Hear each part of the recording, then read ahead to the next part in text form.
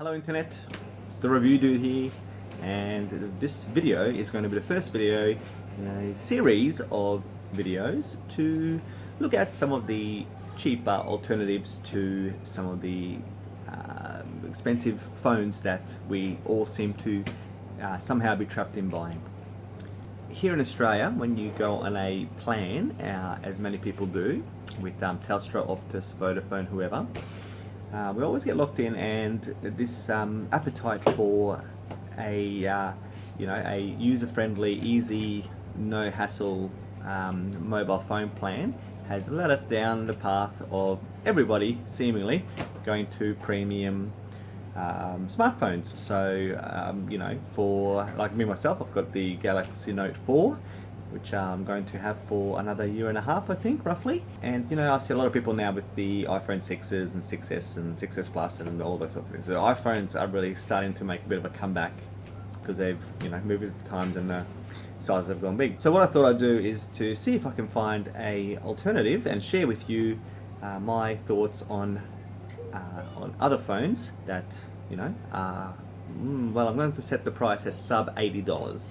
So that's $80 Australian, so around 65 US, and we'll see what sort of phones there are out there. Well, obviously there's going to be a compromise, but whether these phones are going to be suitable alternatives, these awesome smartphones that are premium flagship smartphones that are out there. Now, before I do go on to the sub $80 category, I just wanted to do a in-between type of a review. And so what I've chosen is the Samsung Galaxy Core Prime, which is this little phone here. And what I thought we could do is, I have my daily phone that I use, which is the Galaxy Note 4.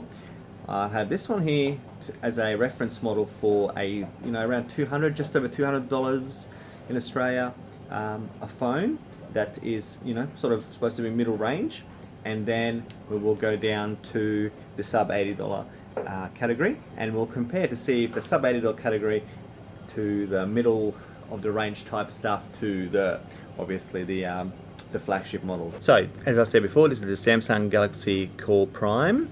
It's a 2014 release 4.5 inch phone. Now, I'm not going to bore you with the technical details because they matter very little to me. What matters to me is what it feels like, usability, and yeah, how it drives as a everyday sort of phone.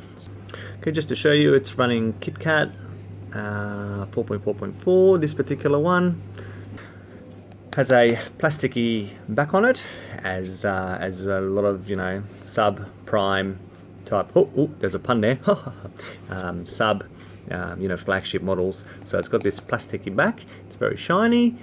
Fingerprint wise, it's pretty good. Around the edge here, again, you have a shiny plastic surround, and what you get with that is it looks like a premium phone, but it is plastic and not metal.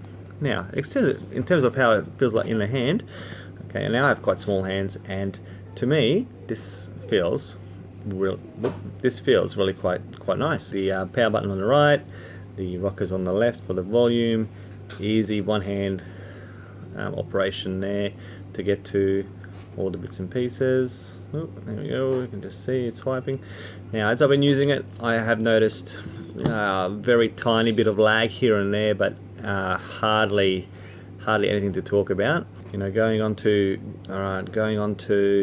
websites, there's some lag with Chrome, but as with most phones, there's going to be some lag with the loading. So you can just kind of see a little bit of stuttering here and there, but not too bad at all. Okay, watching YouTube videos, it's the same deal.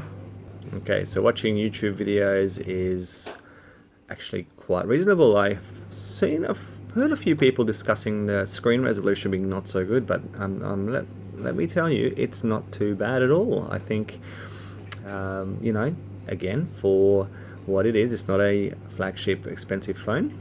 It doesn't do too bad whatsoever. The blacks look quite black, pretty smooth, not too bad at all. I've taken some photos. Alright, to me what is really obvious is the camera is something that's obviously nowhere near where the Galaxy Note 4 is, and that is the resolution. Right, so what I can see is a lot of washout. So what I mean by that is there's a lot of blurriness in sort of medium to low light, definitely not so good. Okay, so just taking a picture of my real messy yard because I'm building a cubby house, which you'll see a video of later. And here you can see I'm not sure you can see, but there's a lot of blurriness along the edge here.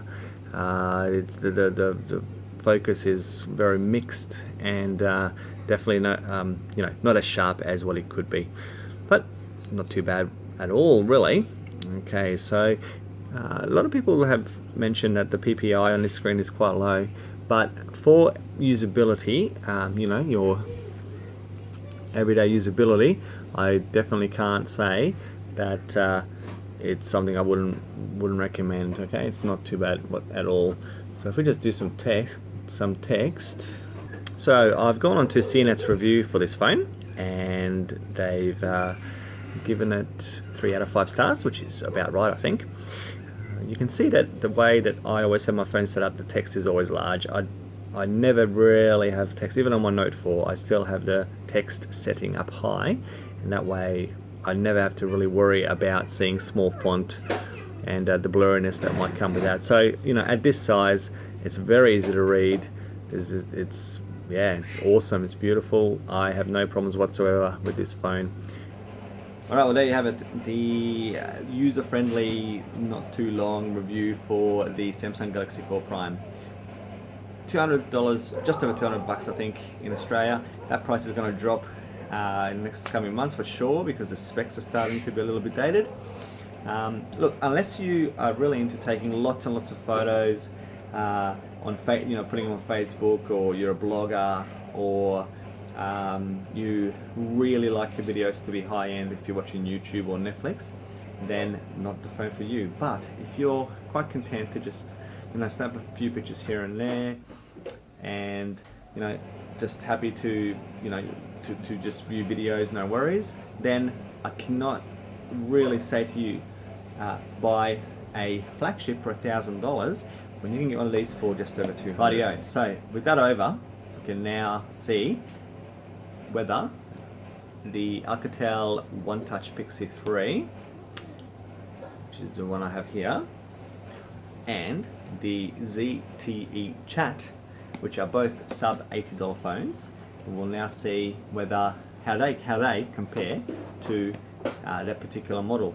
Will there be much difference? I'm not sure, but we will see. And I think it's going to be interesting to see these cheaper models and what you can actually get for under $80 these days. So stay tuned. Please subscribe, and let me know what you think. If you've got one, I'd love to hear from you. Yeah, that's it, everyone.